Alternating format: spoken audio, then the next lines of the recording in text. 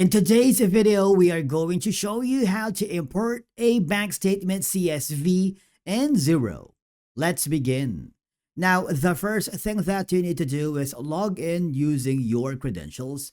And then on the top menu, I want you to click the accounting and then click the bank accounts. Now, before we jump in, you want to make sure that your CSV file is ready.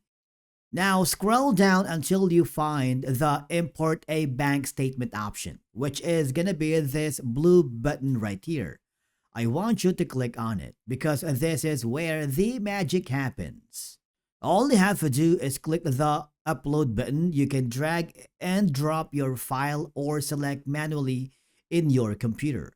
If you want to create your statement file and use the Xero CSV template, you can do that as well. Now, what will happen is Xero will ask you to match your CSV columns.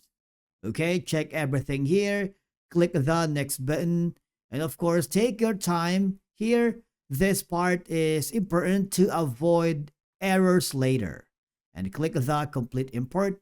And once you've done that, all I have to do is review all the details here.